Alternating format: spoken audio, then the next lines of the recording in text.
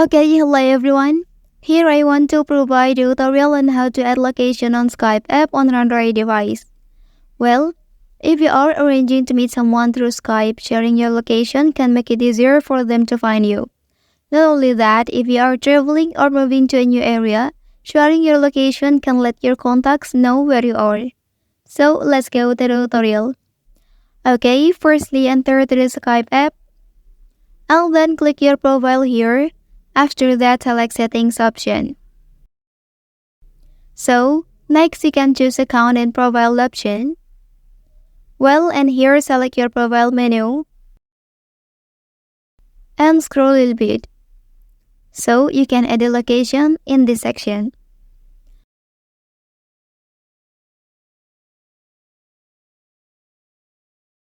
When finished, click Save Changes.